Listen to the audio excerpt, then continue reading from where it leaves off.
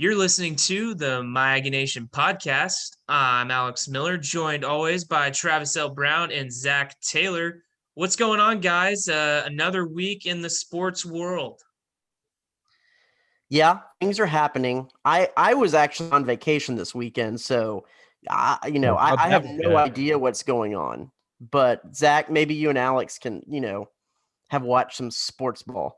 I like the one weekend that Travis decides to take a vacation and Aggie baseball absolutely just goes off against Ole Miss, or at least Will Frizzell did. So it is very much my fault.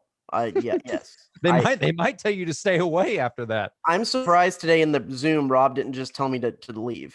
Yeah, I would have. I definitely would have. That's for other reasons that you would have just told me to leave. Well, moving on right into that, like you said, Zach, big weekend for A&M baseball. They won the series against Ole Miss. We kind of said last week that it's now or never, and the Aggies really took that to heart. And like you said too, Will Frizzell, it was all about him this weekend. 5 home runs, the walk-off on Friday night, and then the game-winning grand slam on Sunday after just an interesting sequence of events that inning and the next inning. What can you say just about the weekend that Will Frizzell had? I mean, that in itself was pretty impressive. SEC Player of the Week, National Player of the Week honors. Quite a weekend at the plate for him. Well, since I've been following Aggie baseball, I've never seen anything like that. Rob Childers said in his 16 years, he's never seen anything like that, at least not as they've changed the bats up a little bit. But yeah, I mean, you talk about an amazing weekend. Had 11 ribbies to go along with that, was 7 of 12 from the plate. At some point, you were thinking, why does Ole Miss continue to pitch to him? I mean, I get that there were certain situations in which you had to, but I mean, he really made them pay and put the team on his back. We talked about it last week that A&M absolutely had to start winning series. They had to win these next 3. Ole Miss was without a doubt the biggest hurdle, I think, even though you are going to Auburn this weekend. You got LSU to wrap up the year. But, yeah, they absolutely needed it, and they were able to get the series victory. So Will Frizzell's not going to be able to keep that going, who can? He's not going to be able to keep that tour streak going throughout the rest of the regular season. So can everybody else pick up the slack? That's going to be the big question coming into this weekend and then against LSU. Yeah, not only did not try to pitch around him or put him on, I believe, according to Robert Cessna's story over at the Eagle, on that grand slam ball, they went 3 straight fastballs to him. They went fastball, and instead of coming back with something off speed, they went fastball again, and he absolutely blasted it into the mostly empty student section and gave Ole Miss a little chirp while he was walking by. A little bat flip, a little chirp. I think Bianco didn't really have a whole lot of good things to say about that after the game or during the game, really, to the umpires. Yeah, he was none too happy about that, I don't think. So, he ended up watching the end of the game. Love it. He ended up watching the end of the game from the clubhouse. That was after the 8th inning when Fredzell made arguably maybe an even more important play. A&M had gotten the bases loaded and turned a double play. He makes a diving grab on a double play ball from second base from Ty Coleman, keeping his foot on the bag. They have to review it. They call him out. Ends the inning. Aggies get out of a pickle. And so, yeah, big play, big weekend at the plate. But the big play in the field was what cemented that win for A&M. Travis, kind of going to you. Was it as big as the pickle that's behind Zach Taylor right now? We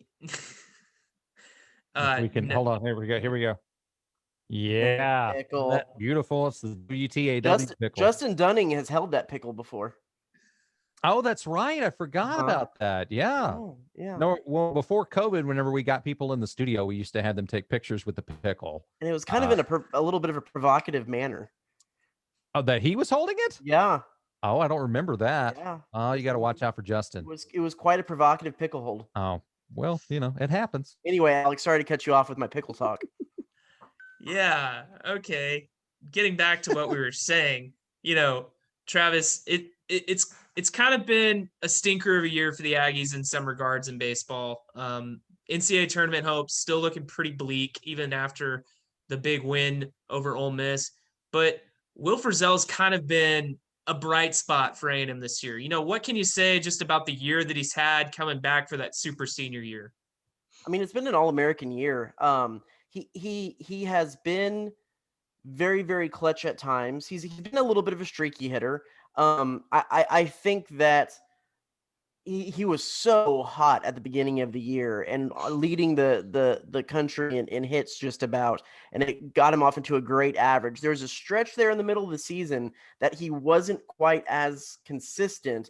He would come up every now and then with a big home run, and he's really turned it on at the end of the year. I think with the times that he hasn't been consistent, Ray Alejo has been the more consistent bat of the two, but put together, it is an All-American season, and I think coming back, he is just more than solidified his shot at being a higher round draft pick with what he's been able to do. It goes back to the last couple of years he's been at A&M. He's had little nagging injuries here or there, and he just hasn't been to 100%, especially hasn't really been able to make any impact in the field. And I think being able to be a little bit more athletic, a little bit of time out playing defense as well has really kind of locked him in, and he's having a fantastic season. Yeah, winning the series against Auburn this weekend would almost certainly put A&M in the SEC tournament. I think the Aggies are one game ahead of the Tigers right now, and they're 2 games ahead of Missouri. Those 3 teams fighting for that final spot in Hoover. Looking at this weekend, again, Rob Childress, he's going with Signs, Chris Webber, and then TBA on the mound. Zach, we talked about the changeup in the pitching rotation last week. How'd you think that worked out, especially with the way they used Bryce Miller on Friday and then coming back on Sunday out of the pen both times? Well, I would say that the offense is really what played well in that series. I mean, I'm not going to take anything away from the pitching. They did well enough to get wins, but you look at the runs that were served up throughout that series. I mean, every game was a high-scoring ball game that A&M basically just had to outslug their opponent. And it kind of goes back to what we had been talking about last week, in that the offense for A&M has been fairly good this year. I mean, they're batting .263 as a team, which isn't completely just burning down the house, but again, it's good enough, and they've scored plenty of runs. The pitching staff has just been what's questionable, which is strange under a Rob Childress team, because that's usually not the case. Usually the pitching has been very solid for A&M. Producing runs has been kind of the issue at times. But yeah, I mean, Dustin Signs is your Friday night guy. That's somebody that you've been sticking with throughout the entire year. You're not going to change anything now. Childress, again, is one of those guys that loves to have that Swiss Army knife coming out of the pen. Chandler Josewalk is that guy. It's pretty obvious. I mean, in past years, it's been Andrew Vincent. We've seen plenty of different pitchers that have been able to fulfill that role, but he wants that one guy that can come in and give you 4 or 5 innings of relief if you really need it. But from the starting spot, I think it's all hands on deck. I in Major League Baseball, you see the idea of having the not the starter, but I can't remember what. Yeah, the opener is what they call them now, where you get a guy out there and he gives you a couple of innings, and then you bring in the long relief guy, and then you end up using 5, 6, 7 pitchers throughout the ball game.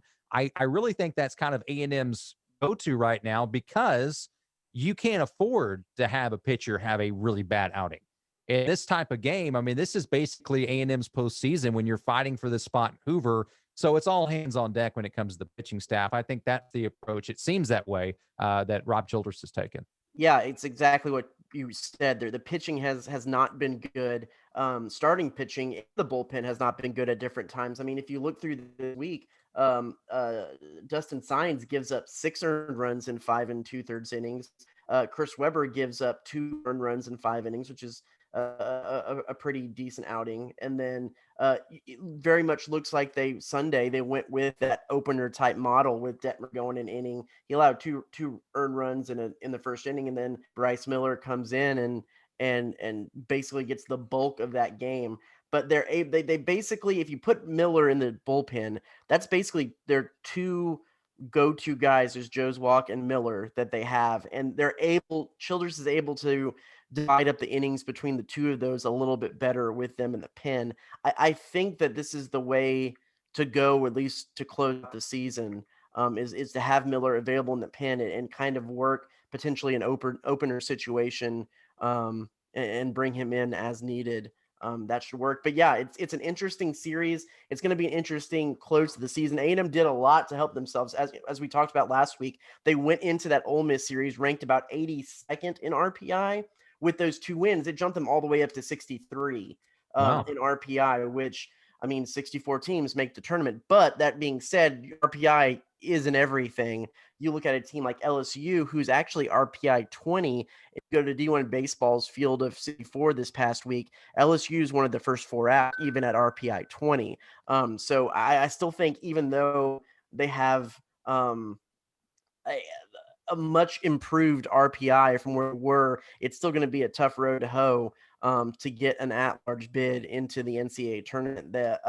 Coming into Auburn is ranked 63. They're a quad 2 team, or excuse me, 67, I think.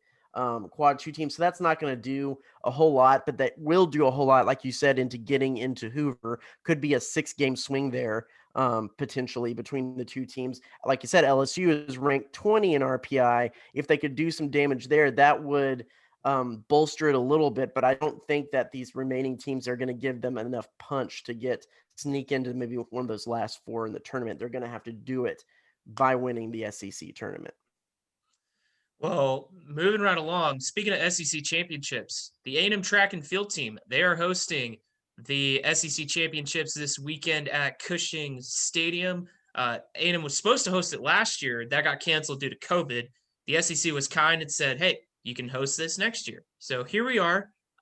Travis, you're going to be covering the event all weekend for us at the Eagle. You know, you talked with Pat Henry, Bryce Dedman, Tyler Gittens yesterday. You know, what can we really expect to see from the Aggies on the Oval this weekend?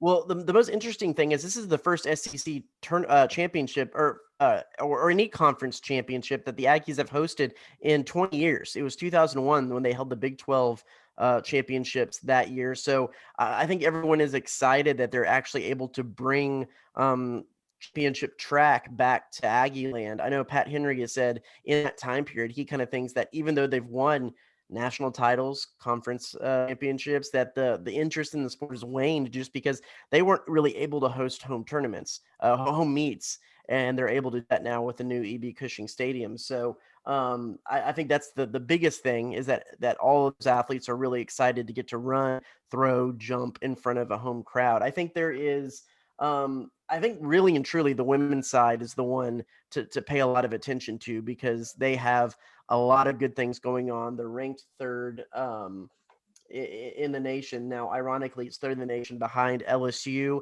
and Arkansas. So 3 SEC teams in the top 3 there. But you have Tyra Gittens, who's the heptathlete for the Aggies, who she is the NCAA leader in that event coming into this weekend. And they really believe that she can make a run at Jackie Joyner-Kersey's NCAA record that's been standing since like the early 80s for heptathlon. And this might be the meet to do it. And of course, Athing Mu, the freshman who is just lighting it up, there could be a chance that she goes pro after this season. So this might be one of the last times that A&M fans get to see what she's been able to do. She already holds the collegiate record for the 800 meter. She's not going to run it this time. She kind of wants that record at 400 meters. So they're going to run her there and in the 4x400, which is another good thing from the A&M women's team.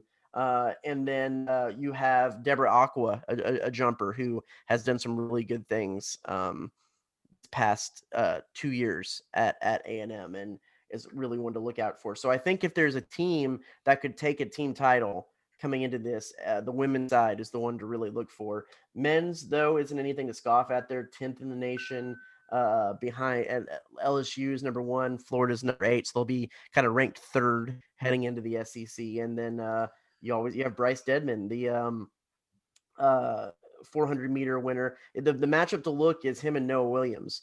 Noah Williams of LSU is number 1 in the 400-meter, and Williams beat Dedman at LSU earlier this year in that event. Dedman finished 2.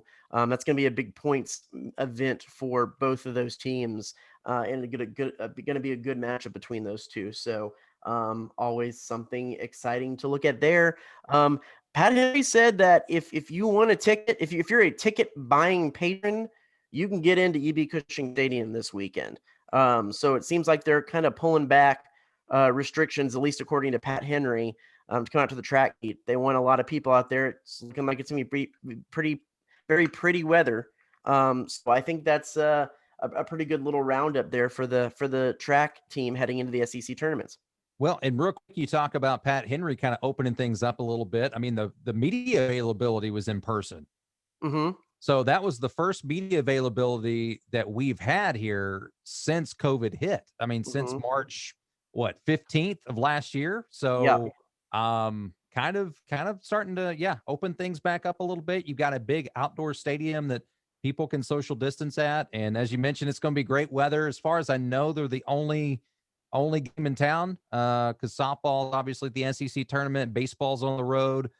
So I think they're going to be the only folks in town. And give a shout out to Ain't Nothing But a Thing Mo, as you said, for she has been tremendous. New Jersey native has come down to A&M and has been just lights out. But Tyra Gittens and the women's team really, really good this year. Well, and for anyone who follows football recruiting or basketball recruiting, 18 Moo was the number 1 recruit in the nation.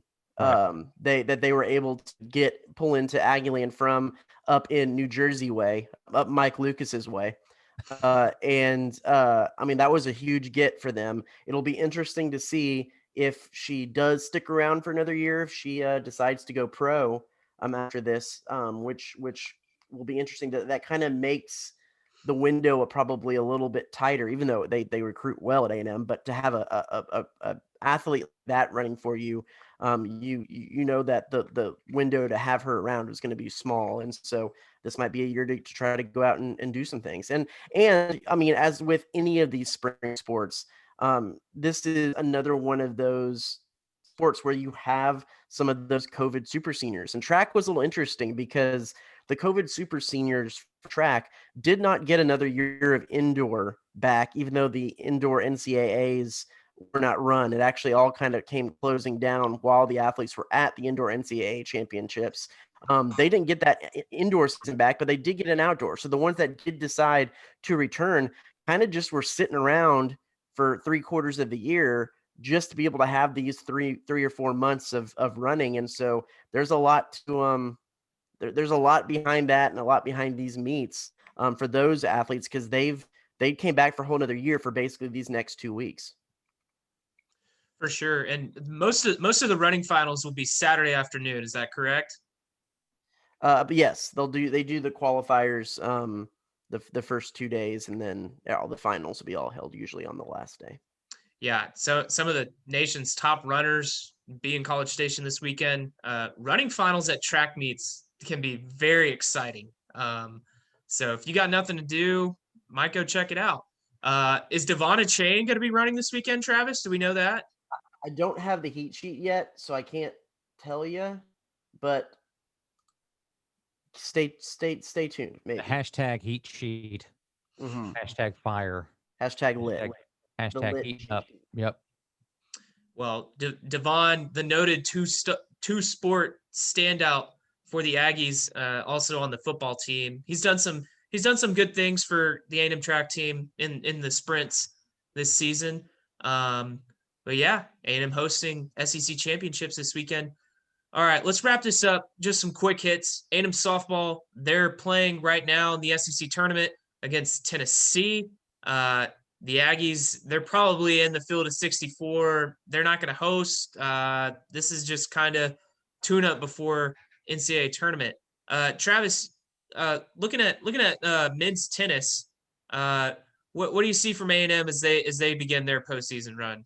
Yeah, Monday they're in the Sweet 16 against Mississippi State, a team they've already played this year and beat them It's just another one of those interesting stories. You got Val Vachereau, just how you say his last name, who is one of those COVID super seniors, a guy that they've known is going to go pro for a little bit of time now, and really probably could have gone out and just decided to say, nah, I'm going to go pro, but really felt like there was unfinished business at A&M and wanted to come back because, that was a team last year that was at least Final Four bound with how good they were and how much on a roll they were. They could have run the table in the SEC and gone right towards an SEC tournament before everything kind of came crashing down. I believe they were at Mississippi State already when everything got canceled and just kind of had to come home. So yeah, he decided to go ahead and come back, do another year, and kind of build and learn a little bit more before going pro. He said everything is already kind of in order. His ducks are in a row to make that jump into pro tennis. So they kind of spent some time doing that. So it's already all set up. But now he's just getting to have another year of learning and training and wanting to do some big things for them program. Last week or last match, he became the A&M's leader in singles wins, singles victories. So that was a big accomplishment for him. But this is a Mississippi State squad that the coach and the team said is going to be different, going to be more challenging the first time they faced him, but they beat him the first time, and that could put them into the Elite Eight. That's all taking place down in Florida. So that's going on Monday. Women's team is also in the Sweet 16, and they are hoping to get past some early season injury woes and put together a good performance, and they finally kind of solidified some of their doubles pairings. So should be a good matchup for them as well. And the ladies are taking on Florida State in Orlando, so that's basically going to be a home match for the Seminoles, the Lady Sims. So that is true. And Florida is wide open. So that is true. Well, something that got closed down today was the women's golf regional out in Baton Rouge. Kind of an unfortunate situation. A lot of heavy rain in the area, course unplayable. Weren't able to get it in. And, A&M women's golf team, not as a team, did make the postseason, but they had an individual golfer, Courtney Dow, out there playing at Baton Rouge. And so her season's over without getting a chance to, compete for that individual spot. I'm sure that's a very disappointing end to her season for sure. Yeah, that's a rough one. Yeah, we were talking about it earlier. I mean, I don't know if you can move a whole tournament in such a short period of time. I mean, I'm sure that they were looking at the radar, the NCAA and the course. Everybody was looking at it throughout the week. But man, that's rough. Just the way that the committee works, they're actually able to take the top 6 ranked teams that were at that regional, along with the top 3 individual players outside of those 6 teams. So they're the ones that got to advance. And unfortunately for Courtney, she's just out of it. But she's a junior, so she's able to come back hopefully next year, and we'll get her second shot at it. But that's unfortunate. They had all turf golf courses, right? Surely they can pull that off. Yeah, just top. Turf. Let's just take it to Top Golf.